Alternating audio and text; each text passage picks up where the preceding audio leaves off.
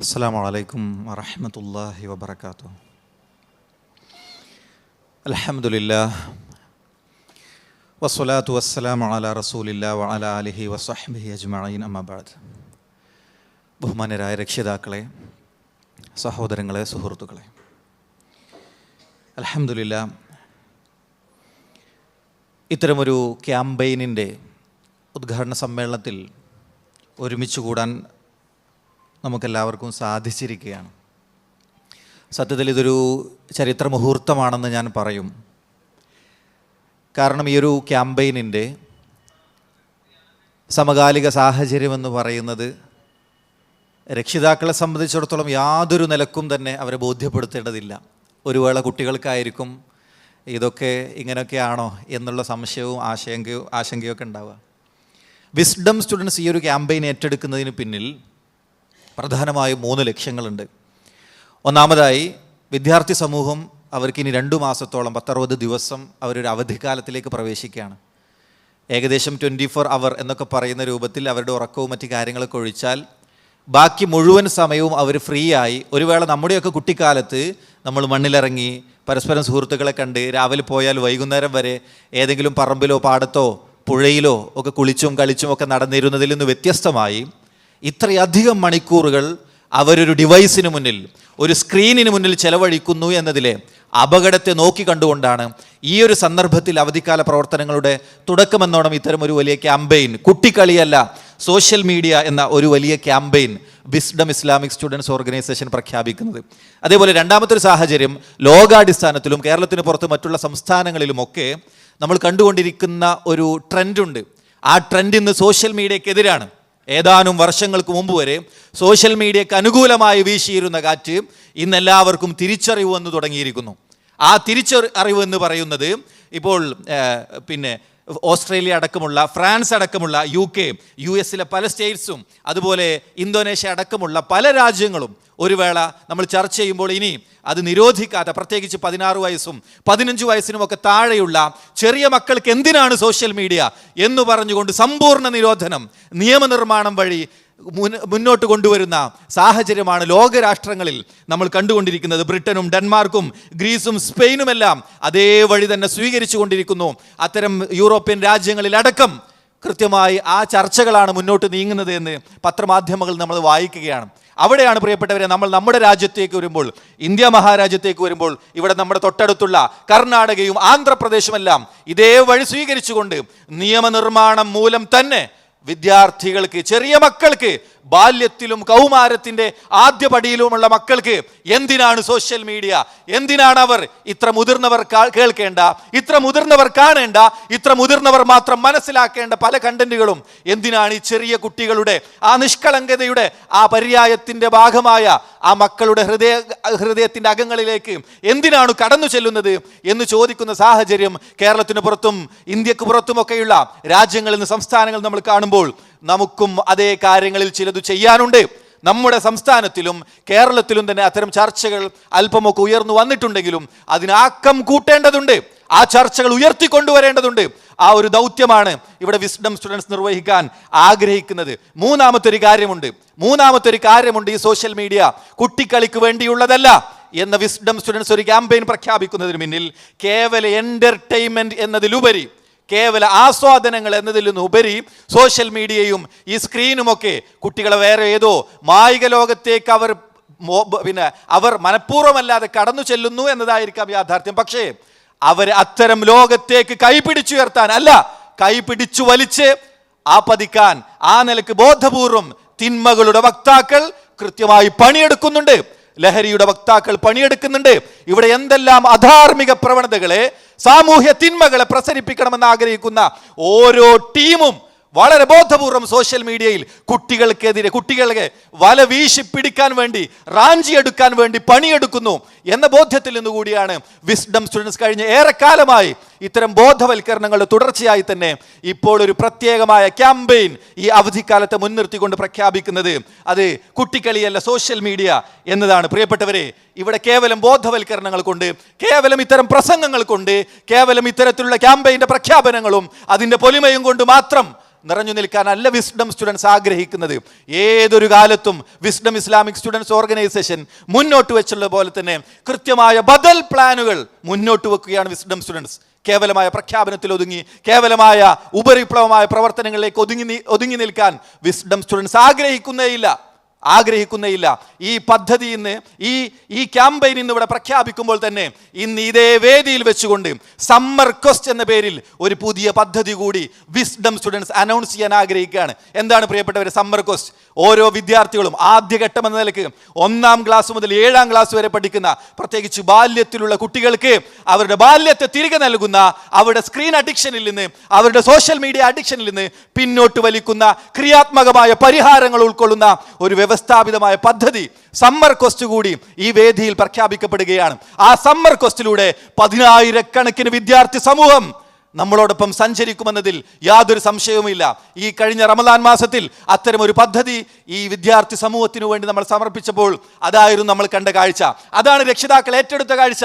അതുകൊണ്ട് തന്നെ ഈ സമ്മർ ക്വസ്റ്റ് നമ്മൾ ഈ ഒരു വേദിയിൽ വെച്ചുകൊണ്ട് പ്രഖ്യാപിക്കുമ്പോൾ തീർച്ചയായും ഈ വിദ്യാർത്ഥികളുടെ ആ നിലക്കുള്ള നല്ല പോക്കിന് ആഗ്രഹിക്കുന്ന മുഴുവൻ പൊതുസമൂഹവും മുഴുവൻ രക്ഷിതാക്കളും ഈ സമ്മർ ക്വസ്റ്റ് എന്ന പദ്ധതിയെ ഏറ്റെടുത്തുകൊണ്ട് ആ നിലക്ക് കൃത്യമായ ആസ്വാദനങ്ങളെ ആഗ്രഹിക്കുന്ന വിദ്യാർത്ഥി സമൂഹം ഈ പദ്ധതി ഏറ്റെടുത്തുകൊണ്ട് മുന്നോട്ട് പോകുമെന്നതിൽ നമുക്ക് യാതൊരു സംശയവുമില്ല. ഇൻഷാ അല്ലാഹ് അത്തരമൊരു ബദൽ പ്ലാൻ കൂടി മുന്നിൽ വെച്ചുകൊണ്ടാണ് വിസ്ഡം സ്റ്റുഡൻസ് പറയുന്നത്.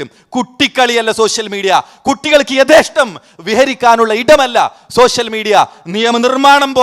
നിയമനിർമ്മാണം മൂലം തന്നെ കുട്ടികളെ അതിൽ നിന്ന് കൃത്യമായി നിയന്ത്രിക്കേണ്ടതുണ്ട് എന്നത് വിസ്ഡം സ്റ്റുഡൻസ് പറയാൻ ആഗ്രഹിക്കുകയാണ്. മാത്രമല്ല പ്രിയപ്പെട്ടവരെ, കൃത്യമായ ബോധവൽക്കരണം വിദ്യാർത്ഥികൾക്ക് നൽകും. കൃത്യമായ ബദൽ പ്ലാനുകൾ അവരുടെ ഹൃദയങ്ങളിലേക്ക് വിസ്ഡം സ്റ്റുഡൻസ് കൈമാറും. അതിന് വ്യത്യസ്തങ്ങളായ ക്യാമ്പയിനിന്റെ ഭാഗമായുള്ള പ്രോഗ്രാമുകളെ, ക്യാമ്പുകളെ ഇതിനോടകം തന്നെ പദ്ധതി ആവിഷ്കരിച്ചുകൊണ്ട് അതിൻ്റെ പ്രഖ്യാപനങ്ങൾ നിർവഹിച്ചുകൊണ്ട് അതിൻ്റെ ഡേറ്റുകൾ പുറത്തുവിട്ടുകൊണ്ടാണ് വിസ്ഡം സ്റ്റുഡൻസ് ഈ ഒരു ഘട്ടത്തിൽ ഈ ഒരു ക്യാമ്പയിൻ പ്രഖ്യാപിക്കുന്നത്. നോക്കൂ, 8 ദിവസം നീണ്ടു നിൽക്കുന്ന ഈ SSLC കഴിഞ്ഞ് പുറത്തിറങ്ങുന്ന വിദ്യാർത്ഥികളെ സംബന്ധിച്ചിടത്തോളം അവർക്ക് അവരുടെ ജീവിതത്തിൻ്റെ ഒരു ടേണിംഗ് പോയിന്റ് എന്ന ഘട്ടത്തിൽ അവർക്ക് കൃത്യമായി ദിശാബോധം നൽകുന്ന രൂപത്തിൽ വിസ്ഡം സ്റ്റുഡൻസ് 8 ദിവസത്തെ ക്യാമ്പ് ഇതിനകം തന്നെ സ്റ്റേറ്റ് റിലീജിയസ് സ്കൂൾ എന്ന പേരിൽ അനൗൺസ് ചെയ്ത് കഴിഞ്ഞു. അതേപോലെ തന്നെ ജില്ലാ തലങ്ങളിൽ LP പ്രായത്തിലുള്ള മക്കളുണ്ടോ നിങ്ങൾക്ക്? LP പ്രായത്തിലുള്ള കുട്ടികൾക്ക് വേണ്ടി ബട്ടർഫ്ലൈസ് ക്യാമ്പ് ജില്ലകൾ തോറും അനൗൺസ് ചെയ്ത് കഴിഞ്ഞിരിക്കുന്നു. അതേപോലെ തന്നെ UP പ്രായത്തിലുള്ള വിദ്യാർത്ഥികൾക്ക് വേണ്ടി ബ്ലിസ് എന്ന ക്യാമ്പുകൾ ജില്ലകൾ തോറും അനൗൺസ് ചെയ്യപ്പെട്ടിരിക്കുന്നു.